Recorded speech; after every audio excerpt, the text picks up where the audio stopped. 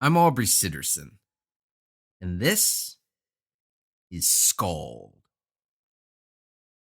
You're listening to the only story that matters. This is true oral storytelling, written to be performed aloud and then recorded in one single, flawless take. SKALD's story is an ongoing one, but don't worry about what you've missed so far. Instead, just jump right in with this episode. And afterward, if you want to know more, you can always listen to previous episodes or even pick up the prose volumes on Amazon. This isn't me reading you a story. This is me telling you a story. This is SKALD, part 44.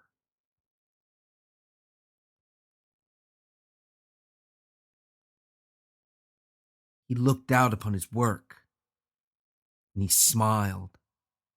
He looked out upon that massive, impenetrable, insurmountable wall, and he felt content, felt satisfied, felt proud even, proud of what he had built, proud of what he had done, proud because it was of substance, because it served a purpose, and most of all, because it existed there, in the real world. Struggling, he forced himself up to his feet, up upon legs grown weak from lack of use, atrophied as he sat upon the earth and then upon makeshift scaffolding, placing mortar upon stone, stone upon mortar, and mortar upon stone for day after day after day. Once standing, he reached out to touch that rough wall, built of misshapen, imperfect stones, repurposed, given true purpose by his very hands. He leaned upon it, taking comfort in the knowledge that the wall was stout, secure, built upon an immovable foundation, able to withstand the capricious winds of the mind, taking solace in the truth that those swirling winds, those dreams, as mercurial as they were meaningless, though they would surround him, though they would consume him and spirit him away if given the opportunity, he knew that the wall would ground him, would protect him and all those within the asylum. As he stood there, panting, catching his breath, recovering from the minimal effort he had expended to rise to his feet, he felt a presence behind him. Turning, he saw them. The proctors.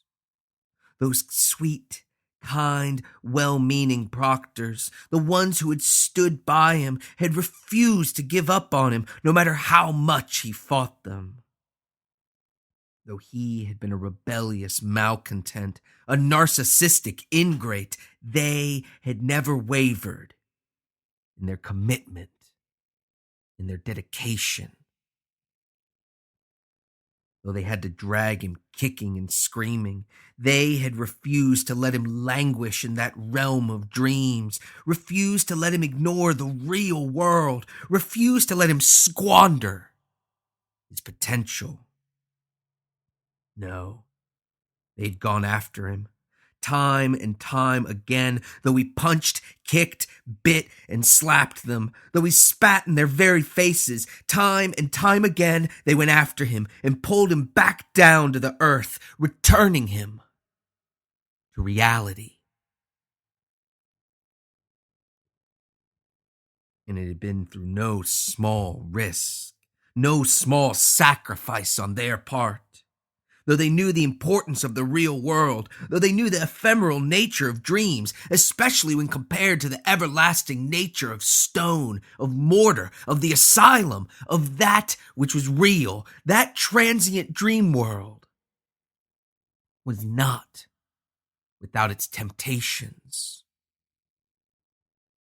So the proctors, those noble souls, they had risked their place in the real world, risked their very minds, risked everything. They took up blindfolds and they went in after him.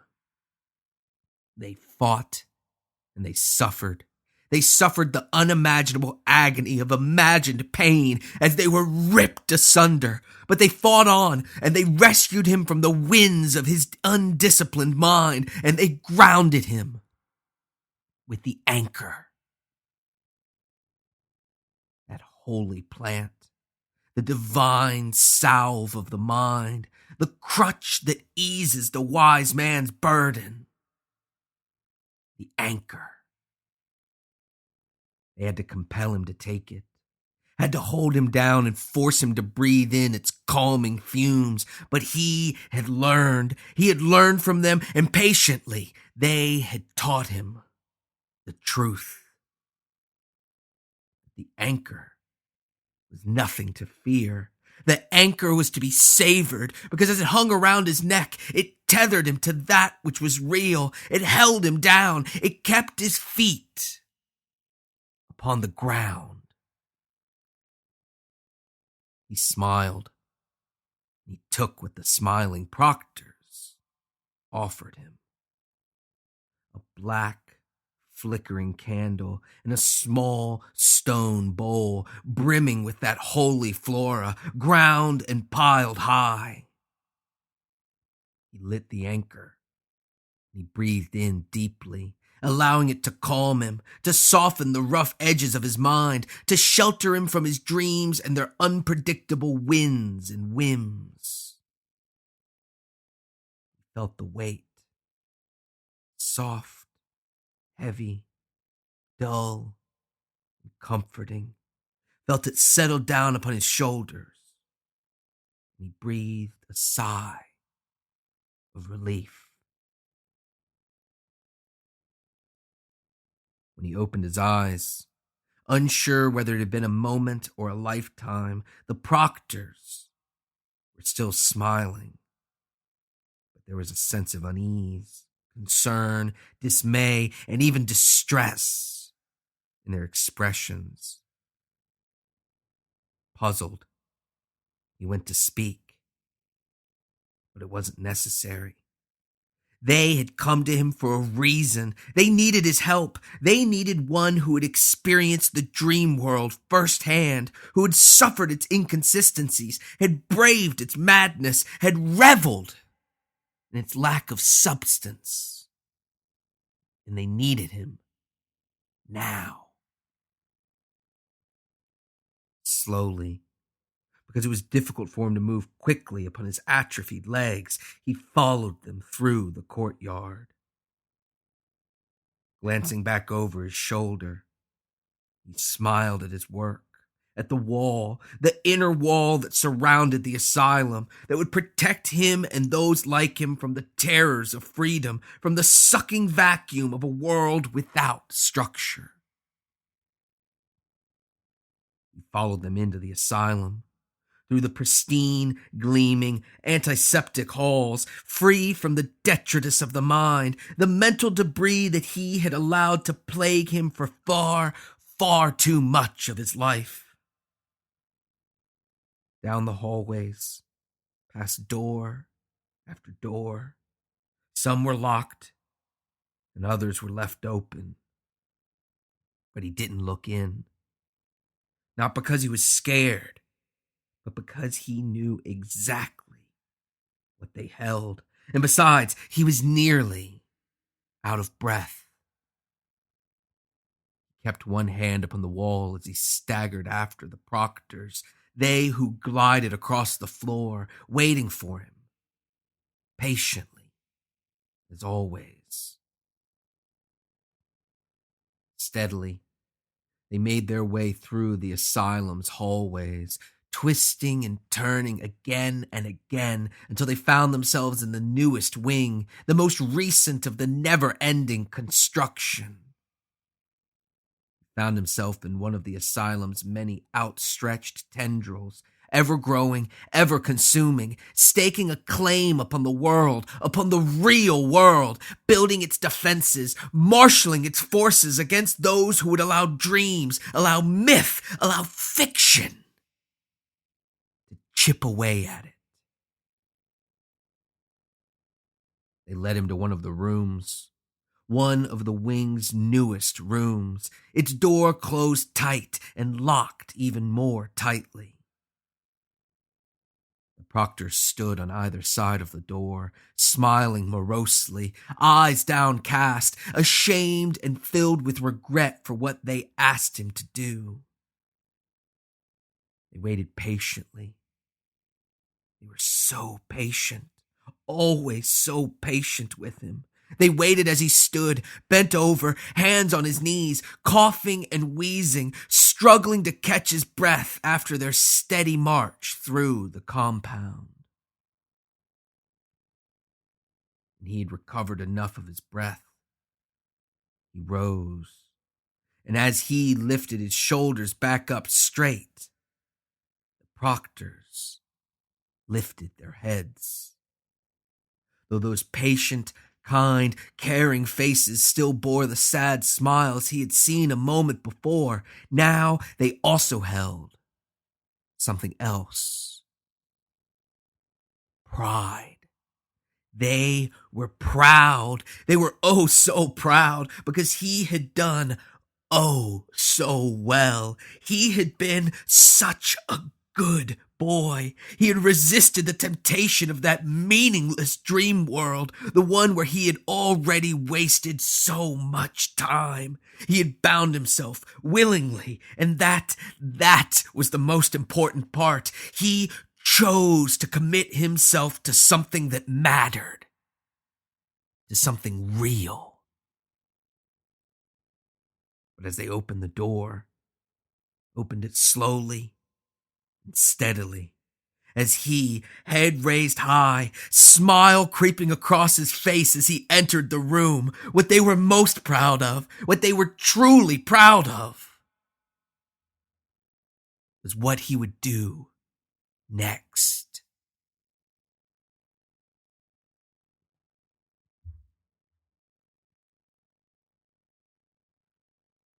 They marched for days, or more accurately, they marched for nights. Night after 20-hour night, they scrambled over rocks. They trudged across the tundra. They forged a way through the wasteland. They marched on in search of SKALD. It had taken some time, a not inconsiderable amount of time for Xylan to chart a course. The heaps, those moralistic cowards had transported them. Somehow they had picked that murderous party up and moved them to their village and the sandy earth it had been built upon. And as a result, Xylan had to regain his bearings, a task easier said than done since the day was so short and because at night the godless monk's more bestial self seized control. But eventually, from the motions of that quickly moving sun, from what he remembered of the heavy full moon's omnipresent but slightly shifting presence in the firmaments above, he had been able to determine their relative position and, with as much certainty as he could, the location of the blinding white flash of light, the one that they believed to have brought SKALD to that barren, dying world. So they set off, eating sparingly of the pitiful rations liberated from the heap's ruined village, marching throughout the night, keeping the trolls at bay with Xylan's laughter and with Maul's cudgel. When the night ended, when that interminable 20-hour night came to a merciful end, they collapsed upon the ground in as soft a spot as they could find amongst those shattered boulders. They fell asleep quickly. Maul was furious, especially furious, even by the standards of one such as him. Valeria could see how the rage, the anger, the hate was expressed in his every movement, how it burst forth in his every utterance, how it permeated his every thought. And she understood. They were not so different. They were both held in his thrall. They were both beholden to that awful, blasphemous, holy, rictus grin. But though the rage was within her, it had not yet consumed her. She knew not whether it was because she had resisted its scorching effect, or if perhaps Maul's flame simply burned hotter than hers, fueled by pain, suffering, and a lifetime of loss. But she did know that in Maul, his worship had taken on a darker tone, a frightening timbre, as she had no desire to remain in his presence any more. It was strictly necessary. So when each night came to an end, when that cowardly, dim, insufficient sun rushed up over the horizon, she left Maul's side, no longer bound to him by the threat of the trolls. She rushed to Xylan, attending to him as he transformed back into the man that he carried within him. She stroked his forehead gently as the thick, wiry fur gave way to smooth, clammy skin. Each night, the three of them, the sorceress, the monk, and the savage, searched for a place to sleep, a place to wait out the day, to steal those precious 2 brief 4 hours of respite before beginning their march. Once again. Normally, their search was in vain, as any hiding place that shielded them from that dim sun was far too risky to sleep in, as a darkened locale might encourage a dauntless troll to strike during the day. But on this particular morning, they were in luck, because they found a ridge. Together, quickly, because every moment spent was a moment not sleeping, they scrambled up the ridge. A ridge upon which they could survey the landscape, from which they could get a head start as the sun set, removed from any of the trolls' caves, allowing for their daily march to begin with a quick, exhilarating charge down the other side of the rise. Most importantly, it was a ridge that raised them up above the tundra, allowing them a few precious more moments of light as the sun's final rays bent across the horizon. But though they climbed the ridge together, they quickly separated. Maul, that hulking brute, went off by himself. After shoving a handful of bread into his mouth, he simply collapsed upon the rocks, a bulky pile of muscle that twitched, quivered, and mumbled as his mind was overtaken by whatever gruesome visions haunted his dreams. Maul's sleep was troubled, miserable, and terrible. But his was a savage pragmatism. He needed to find SKALD, and to find SKALD, he needed to march, and to march another night, he needed to sleep. And so, he slept. But as Maul tossed and turned, Caleria and Xylan took their time, settling down upon the rocks, eating their rations slowly, savoring what little flavor could be found in those dried crusts of bread. But mostly, they savored one another's company. Caleria pitied Xylan, pitied the nightly transformations that he underwent, pitied the way that the heavy, full moon twisted and gnarled him into something bestial, cruel, and increasingly erratic.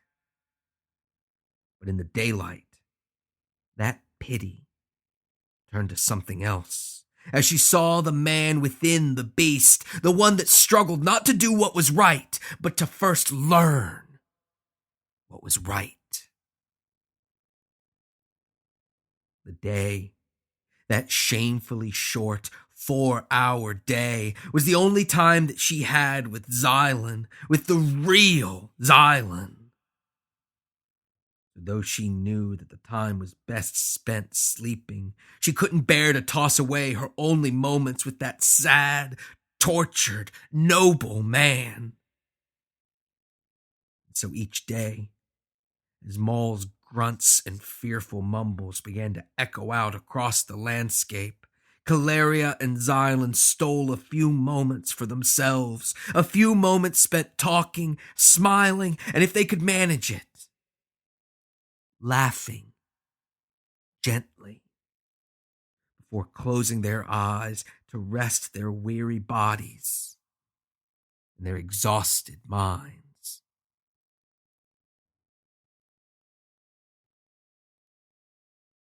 Caleria always awoke first, conditioned by a lifetime of inverted days to wake as that shameful sun shed its last light.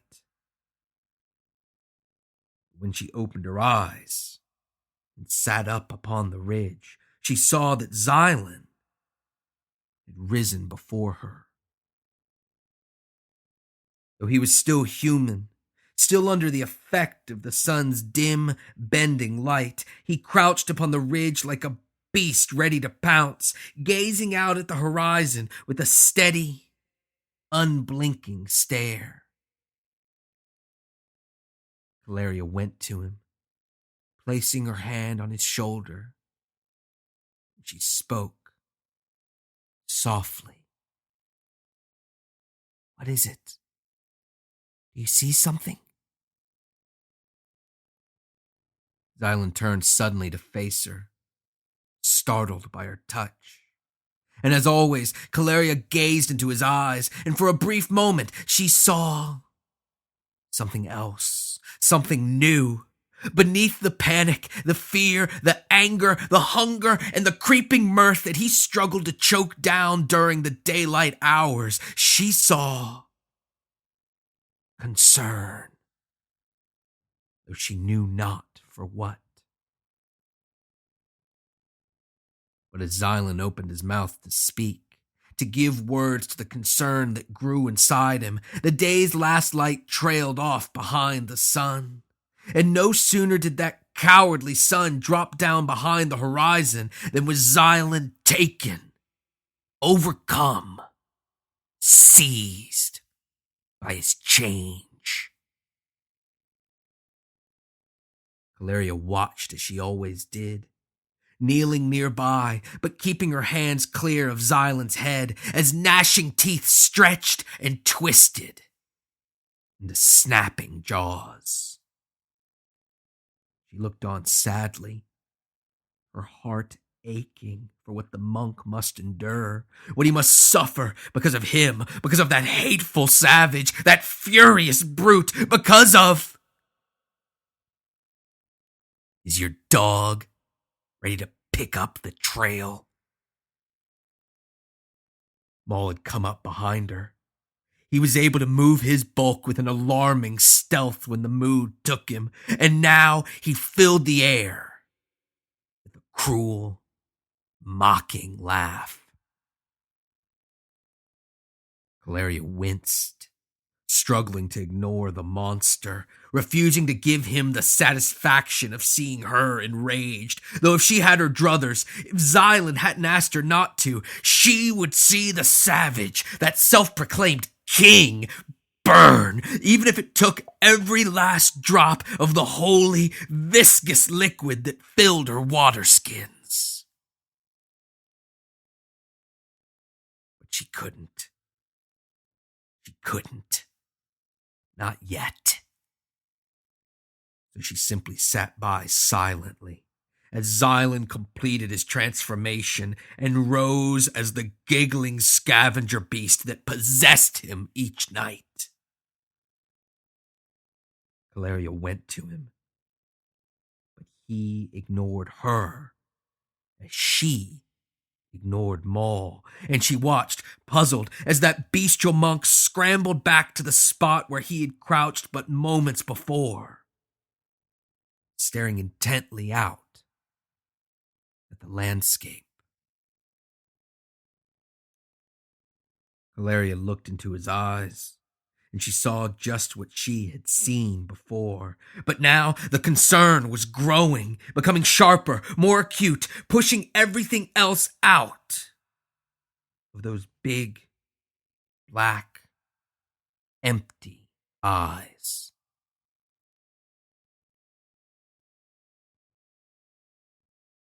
The change wasn't all bad. It was mostly bad. It was mostly terrible, unbearable, soul-searing agony. But it wasn't all bad. Along with the sanguine hunger that gnawed at his gut, along with the unstoppable hilarity that clung to his soul, Xylan's transformation had also given him certain gifts. When the beast took over, when his ears grew large, his eyes big, and his snout long, his senses were amazing, incredible, preternatural. He could hear, see, and smell more and further than he had ever imagined possible. He heard rocks sing. He saw the wind move, and he could smell the light of the moon as it broke upon the earth. But even during the day, when the sanguine hunger slowed its gnawing, when the hilarity loosened its grip, his senses were still more delicate, more powerful than those of any mortal man. So as he slept, restlessly, as always, he began to smell something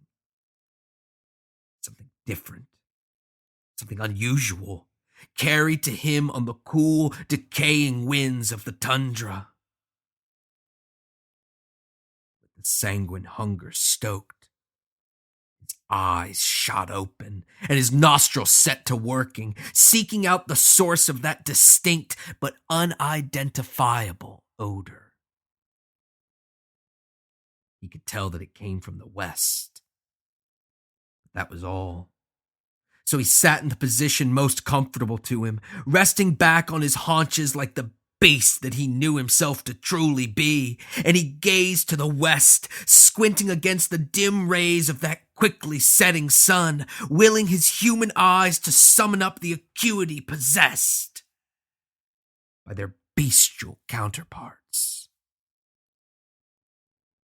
But it was to no avail.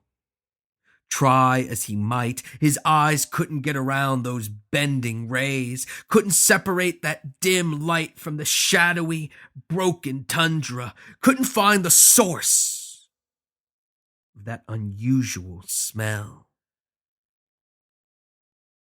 As the sun retreated, as that dim star fell further and further, he saw it. It was a lizard. But even from that great distance, he could tell that it was no mean reptile. No, it was massive, fearsome, vicious, all claws and teeth and rippling muscle covered in heavy scale. A lizard.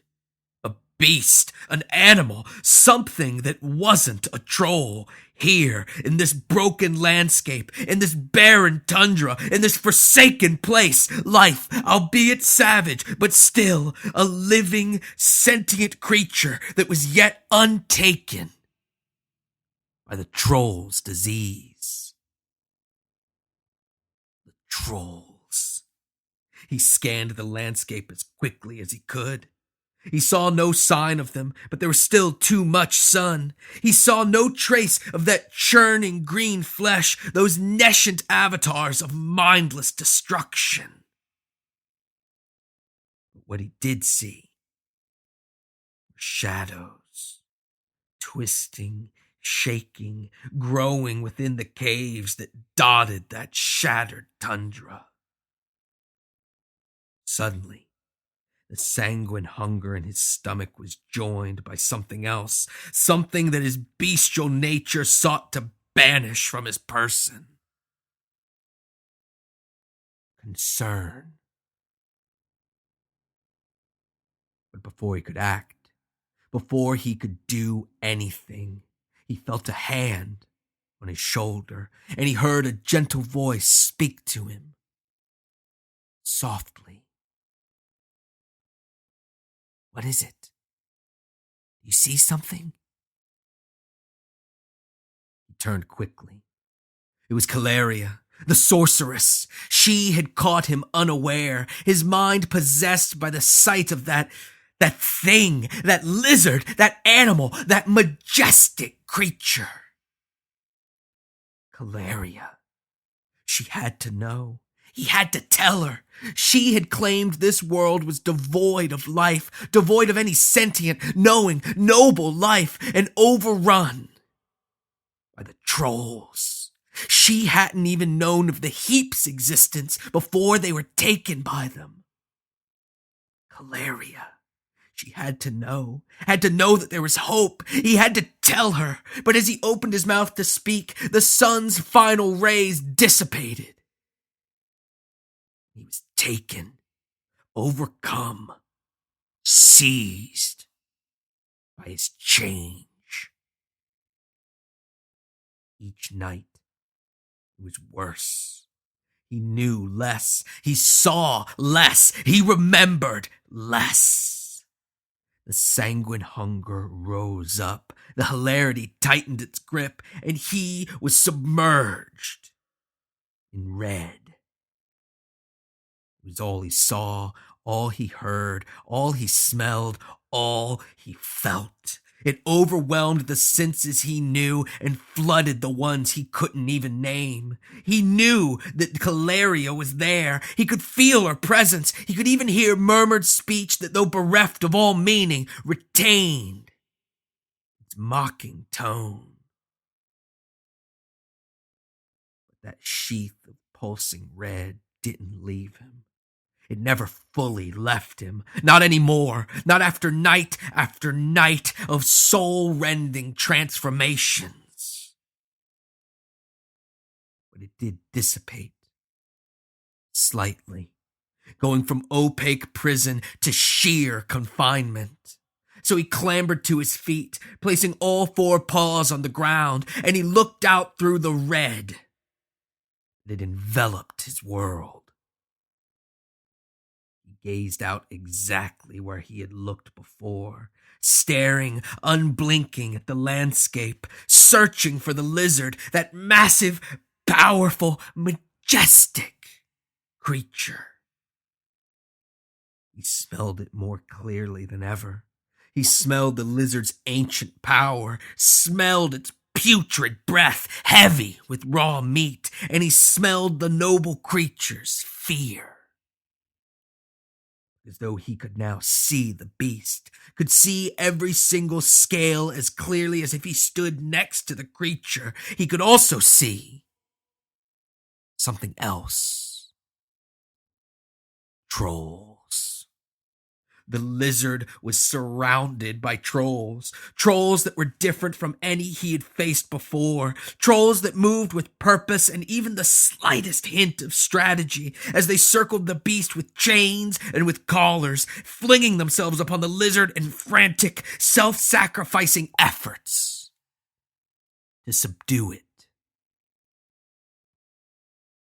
Silence saw that wild beast struggle against its would-be captors, saw it fight to retain what was most precious, its freedom.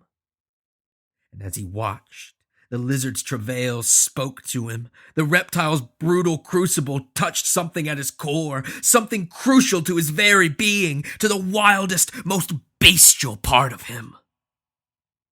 Something that ran deeper than even that sanguine hunger. The bestial monk saw the lizard make quick work of troll after troll, but he also saw it slow, saw it falter. It couldn't keep up. It couldn't last forever. Troll after troll, they came and they came. There was no end to them, and eventually they would have their way. Eventually they would win. Eventually they would take the lizard. They would bind it. They would place a collar around its neck. They would deprive it of that which was most dear. They would do it. It was inevitable. Unless he did something. So Xylan, with all four paws upon that rocky earth, leapt from the ridge and bounded out across the tundra.